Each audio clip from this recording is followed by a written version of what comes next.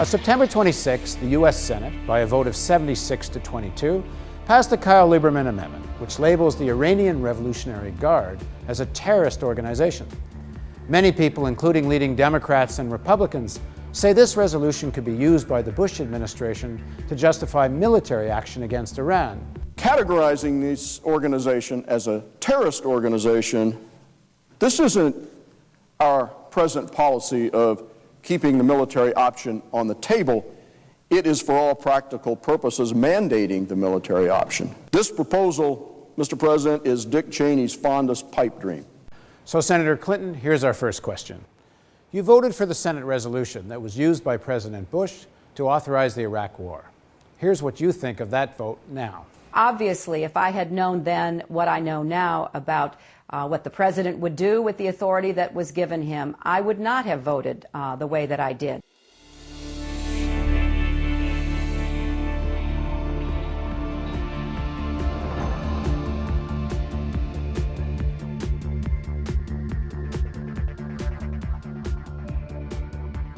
Senator Clinton, you were the only Democratic presidential candidate who voted for the resolution.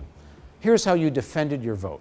The Revolutionary Guard in Iran is that it is promoting terrorism, it is manufacturing weapons that are used against our troops in Iraq. To put some teeth into all this talk about dealing with Iran, we wouldn't be where we are today if the Bush administration hadn't outsourced our diplomacy with respect to Iran and ignored Iran and called it part of the axis of evil. Here again is Senator Webb. The Revolutionary Guards are part of the Iranian government. If they are attacking us, they're not a terrorist organization, they're an attacking army. We asked Professor Randall Hansen if one can focus on the Revolutionary Guard without implicating the Iranian government itself. No, I think it's impossible to declare the army of any state a terrorist organization without declaring the state a terrorist organization as well.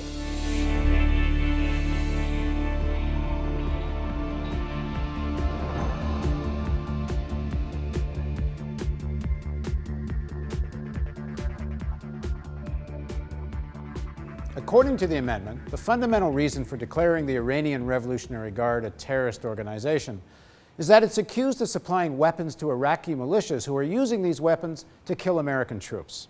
The primary proof given in the amendment is a statement from General Petraeus. It is increasingly apparent to both coalition and Iraqi leaders that Iran, through the use of the Quds Force, seeks to turn the Iraqi special groups into a Hezbollah-like force to serve its interests and fight a proxy war against the Iraqi state and coalition forces in Iraq.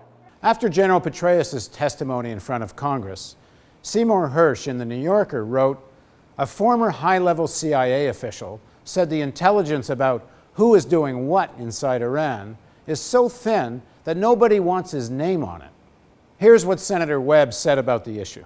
General Petraeus said, "The Quds Force, we believe, by and large, those individuals have been pulled out of the country, as have been the Lebanese Hezbollah trainers that were being used to augment that activity." Maliki said, "There used to be support through borders for these militias, but it has ceased to exist."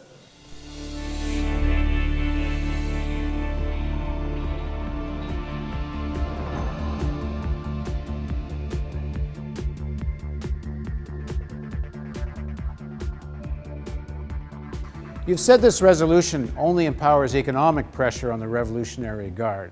And that's what its sponsor, Senator Lieberman, says as well. The sense of the Senate calls on the administration to designate the Islamic Revolutionary Guard Corps as a terrorist organization, allowing us to exert economic pressure on those terrorists who also do business to stop them from killing Americans. While references to direct military action were negotiated out of the bill, Senator Lieberman and Kyle's real intent was expressed in the original draft. Here's what it said. "It should be the policy of the United States to combat, contain, and roll back the violent activities and destabilizing influence inside Iraq of the government of the Islamic Republic of Iran." It says in point number 4 to support the prudent and calibrated use of all instruments of United States national power in Iraq, including diplomatic, economic, intelligence, and military instruments. These paragraphs were struck out to make the resolution appear less overtly a call for military action, But the intentions of the framers of this resolution is clear. The history of this amendment comes out of Senator Kyle and Lieberman's involvement in an organization called the Committee on the Present Danger. This group includes former CIA Chief James Woolsey, representatives of the American Israeli Public Affairs Committee, the American Enterprise Institute, and the Heritage Foundation. Many of the group's members were signatories to the Project for a New American Century's open letter to President Clinton in 1998, which called for the use of military force against Iraq to remove Saddam Hussein. The same group released a document in 2000 calling for the projection of American military power around the world and stated that, quote, the process of transformation is likely to be a long one, absent some catastrophic and catalyzing event like a new Pearl Harbor. This was written before 9/11. The Committee on the Present Danger openly advocates not merely economic pressure, but regime change in Iran. And the honorary co-chairs of this group, Senators Kyle and Lieberman. So, Senator Clinton, our final question. Why are you supporting an amendment drafted and backed by the same political forces that pushed Americans into the Iraq War and continue to advocate an increased use of military force? Once again, Senator Clinton, we'd love to interview you and ask these questions directly. If you'd like to take us up on our offer, you can contact us through our website at therealnews.com.